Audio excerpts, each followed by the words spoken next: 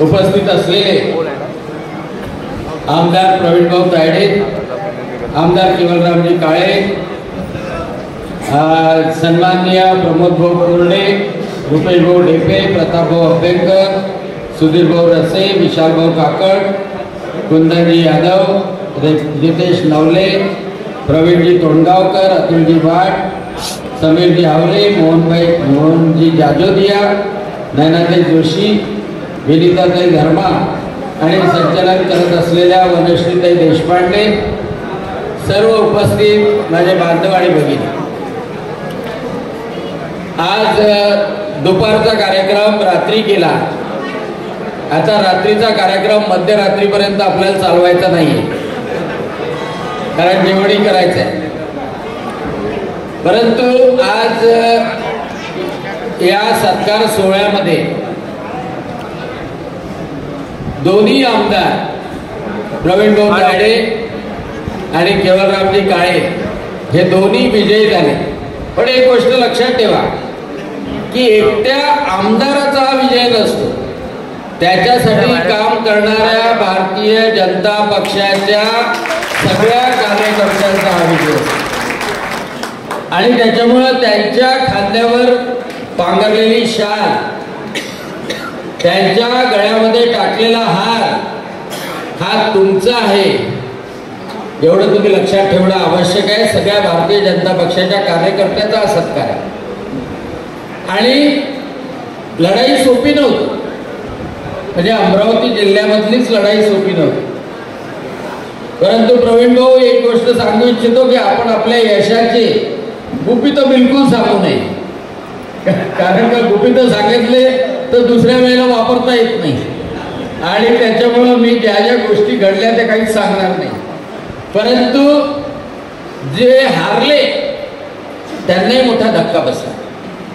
आणि साहजिक असतं की 20-20 वर्षापर्यंत आमदार राहिल्यानंतर जर कोणी हारला आणि अशा माणसानं हरवला की ज्याला आपण डमी म्हटलं स्वतःच, तर त्याच्यामुळे त्याचं दुःख जास्त होते.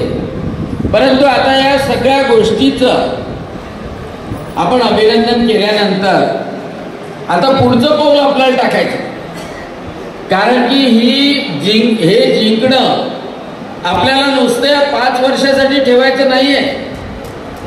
आपल्याला एक चिरंतन समोरच्या काळामध्ये सुरू ठेवायचं आहे. आणि या निवडणुकीमध्ये अचलपूरमध्ये, चांदूर बाजारमध्ये लोकांनी निवडून दिलं. त्याच्यामध्ये प्रवीण भाऊ तर आहेच, भारतीय जनता पक्ष आहे, केवलरामजीला मेळघाटमध्ये निवडून दिलं किंवा 5 उमेदवार निवडून दिले. त्याच्या पाठीमागं लोकांचं बरंचसं दुःख होतं. प्रवीण भाऊ आणि तुमच्यासोबत केवलरामजी आणि सगळ्या आमदारांना, सगळ्या कार्यकर्त्यांची जबाबदारी, जनतेची जबाबदारी आपल्यावर येऊन पडलेली. एक महत्वाची गोष्ट होती की पहिल्यांदा योगी आदित्यनाथजी आपल्या इथे आले. एकमेव जिल्हा असा आहे की 2 वेळा योगी आदित्यनाथजी आपल्या अमरावती जिल्ह्यात आले. एक दिवसामध्ये आले आणि दुसरं अचलपूरमध्ये आले. आणि जो त्यांनी संदेश दिला, कोणता संदेश दिला होता आठवते की नाही? कोणता संदेश दिला होता? बटेंगे तो कटेंगे, एक रहेंगे तो. आता हे नुसतं विधानसभेपुरतं नाहीये, कारण का प्रधानमंत्री नरेंद्रजी मोदी म्हणतात का जर का विकासही करायचा असेल तर पार्लमेंट पासून पंचायत पर्यंत, म्हणजे प्रत्येक गावातला सरपंच हा सुद्धा भारतीय जनता पक्षाचा असला पाहिजे, विकास करणारा असला पाहिजे, हिंदुत्ववादी विचार करणारा असला पाहिजे. आणि नगरपालिकेचा नगराध्यक्ष असो, नगरसेवक असो, पहा साधी परिस्थिती नाही आहे. अकोल्यामध्ये एवढी निवडणूक होती, आपल्याला वाटते की लाडकी बहीणचं चाललं अकोल्यामध्ये, अकोल्यामध्ये आपल्यात फाटाफूट झाली, काँग्रेसचा निवडून आला. अमरावतीमध्ये जर तुम्ही पाहाल तर अमरावतीमध्ये थोड्याशा मतानं तो कॅन्डिडेट अलीम पटेल निवडून आला आहे ना, अलीम पटेल निवडून आला असता थोड्याशा मतात. आता पुढे नगरपालिकेमध्ये सुद्धा आता मोठी आपण आपल्याला हुशार समजतो, अहो आपण हुशार, पण पुढच्या काळामध्ये हे मोठं ताकदीनं भारतीय जनता पक्षासमोर आव्हान राहणार आहे की आपल्यामध्ये कशी फूट पडेल. आणि म्हणून आपल्याला प्रवीण भाऊ असो, केवलरामजी असो, जसा तुमचा लीड मिळाला तसा इथे बसलेल्या कार्यकर्त्यांनाही त्यांच्या गावात लीड मिळवून द्यायचा. कारण की मी हाच विचार केला राज्यसभेचा खासदार झाल्यानंतर. मला जेव्हा म्हटलं की जिल्हा अध्यक्षपद तुम्हाला घ्यावं लागतं, म्हणजे देवेंद्रजींनी म्हटल्यानंतर देवेंद्रजींनी जे बोललं ते मी करतो, कारण की ते चांगलंच सांगतात, वाईट सांगत. आणि जेव्हा जिल्हाध्यक्षपद घेतलं आणि तेव्हा पाहिलं की जर का सगळा कार्यकर्ता एकत्र झाला, गटागटात विभागला नाही तर यश चांगलं मिळू शकतं. आणि म्हणून निरपेक्षपणे कोणाला असं वाटत असेल की बाई याला फेवर केलं का, त्याला फेवर केलं का, तर नाही, ज्याची निवडून येण्याची शक्यता थोडी जास्त आहे. बाकीचे उमेदवार चांगले होते, बाकीचे उमेदवार वाईट नव्हते, पण समजा एखाद्याची 10% शक्यता असेल, एखाद्याची 20% असेल. निरपेक्षपणे कोणाला असं वाटत असेल की बाई याला फेवर केलं का, त्याला फेवर केलं का, तर नाही, ज्याची निवडून येण्याची शक्यता थोडी जास्त आहे. बाकीचे उमेदवार चांगले होते, बाकीचे उमेदवार वाईट नव्हते, पण समजा एखाद्याची 10% शक्यता असेल, एखाद्याची 20% असेल, एखाद्याची 30% असेल, एखाद्याची 60% असेल, तर 60%ला आपण प्रिफरन्स देतो. मोर्शी वरोडमध्ये तसंच केलं. मोर्शी वरोडमध्ये मलाच लढवण्यासाठी आग्रह होता. मी म्हटलं नाही, यावेळेला सोशल इंजिनिअरिंग आवश्यक आहे. आणि त्या सगळ्या गोष्टीचा परिणाम यश मिळतं तेव्हा एकत्रित परिणाम येतो. आणि म्हणून आता आपल्याला तयारी करायची आहे. पहिलं नगरपालिका आपल्या येणार आहे. आपली अचलपूर नगरपालिका खूप महत्वाची आहे, सगळ्या इथल्या जनतेच्या दृष्टीनं खूप महत्वाची आहे. नगरपालिका आहे, त्याच्यानंतर पंचायत समिती आहे, जिल्हा परिषद आहे. आणि जिल्हा परिषद आहे, या सगळ्या निवडणुका आपल्याला जिंकायच्या आहे. आणि प्रत्येक गावातली ग्रामपंचायत जी राहील त्या ग्रामपंचायतीमध्ये आता डायरेक्ट निवडणूक राहणार आहे. सरपंचाची निवडणूक डायरेक्ट राहणार आहे. आणि आपण हे ठरवलं आहे की आपण पक्षावर लढणार, कारण का शेवटच्या कार्यकर्त्याच्या पाठीमागे सुद्धा आमदार खासदार उभा राहिला पाहिजे. आमदार खासदार ताकदीने उभा राहिला पाहिजे, तेव्हा कुठं तो उद्या आपल्या पाठीमागे उभा राहील. आणि म्हणून मोदीजीचं जे स्वप्न आहे की पार्लियामेंट पासून तर पंचायत पर्यंत जेव्हा पूर्ण होईल तेव्हा खऱ्या अर्थानं विकास चांगल्या तऱ्हेने करू शकतो.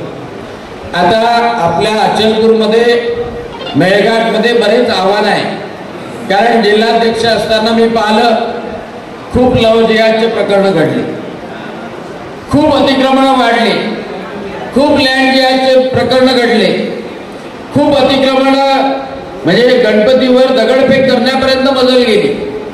आणि म्हणून आपल्या जेवढे एरिया आहे त्या एरियामध्ये आपले स्ट्रॉंग पोरं आणि स्ट्रॉंग संघटन आणि महिलांचं संघटन सुद्धा आपल्याला निर्माण करायचं.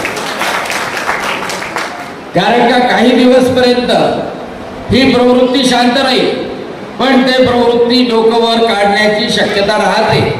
आणि म्हणून अशा परिस्थितीमध्ये आपल्याला सगळ्या अचलपूर असो, कारण मी शेवटच्या दिवशी जेव्हा गेलो होतो मतदान सुरू होतं, जेव्हा अचलपूरमध्ये गेलो तर मी अचलपूरमधल्या मतदार केंद्रावर जेव्हा गेलो तेव्हा तिथल्या लोकांचा जो उत्साह पाहिला, पोरांचा जो उत्साह पाहिला, तो हा पाहिला का हा हिंदुत्वाचा उत्साह आहे, हा भगव्याचा उत्साह आहे. मला ते अचलपूरमध्ये जाणवलं, परतवाड्यामध्ये जाणवलं, परतवाड्यामध्ये व्यापारी लाईन असो, चांदूर बाजारमध्ये जाणवलं आणि ज्या एरियामध्ये मतं मिळत नव्हती त्या एरियामध्ये तो शेवटचा संदेश पोचला होता.